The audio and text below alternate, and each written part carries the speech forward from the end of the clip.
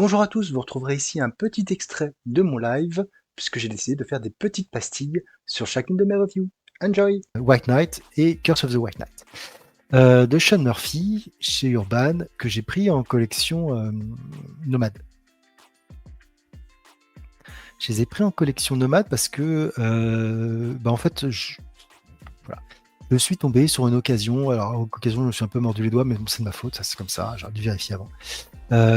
Parce que je les ai trouvés, j'ai trouvé le premier tome en Nomade à 4 euros au lieu de 5,90. On me dirait la différence n'est pas énorme, mais bon, je me suis dit, 4 euros, ça se tente. Voilà. Et je l'avais pas pris à l'époque parce que je trouvais que la police de caractère était un peu petite. Je me suis dit, ouais, je vais galérer à lire. Finalement, je me suis dit, bon, allez, on y va. Et j'ai passé un très bon moment sur ce White Knight, tellement bon que j'ai pris le Curse of the White Knight. Alors, qu'est-ce que ça nous raconte, White Knight? C'est simple. Ça commence par une énième course-poursuite entre le Joker et Batman.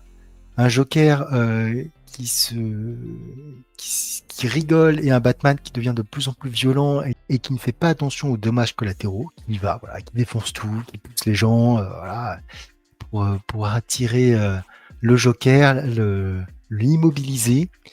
Et en fait, le Joker dit ouais, c'était pour prendre des médicaments, etc. Sauf que c'est de ta faute, etc. Et là, Batman, il pète un câble et il dit bah tu veux des médicaments?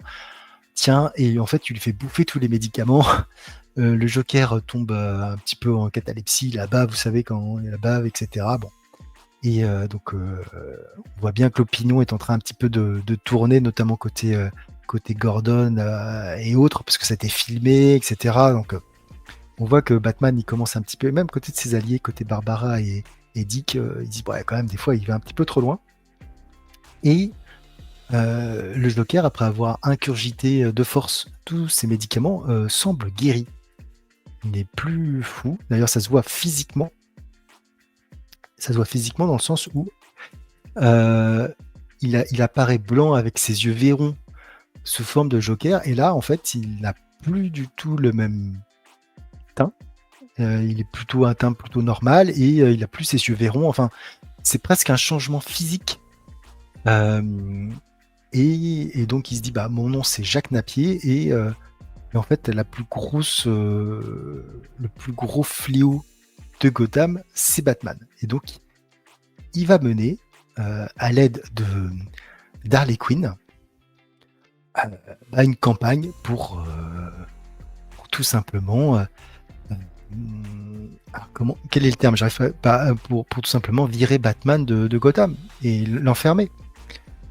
Et c'est très efficace. J'ai trouvé ça vraiment pas mal. Les planches, effectivement, je vous ai pas mis les meilleures planches. Je vous ai mis 2 planches avec Batman parce que je trouve que son Batman est plutôt assez classe. Même si j'aurais aimé qu'il ait des oreilles un peu plus grandes. Voilà, je suis dans les teams. Je ne sais pas quel team vous êtes côté Batman. Moi, j'avoue que je suis team grandes oreilles. Et ouais, donc il veut à toute force effacer Batman. Qu'est-ce qui va se passer, etc. Et franchement, j'ai trouvé que le récit était intelligent, très bien rythmé. Et la suite est tout aussi intéressante. Les 2 tomes forment quelque chose de vraiment pas mal. Et franchement, j'ai passé un excellent moment à lire ces 2 titres. J'ai commencé la partie sur Harley et je vais essayer de voir.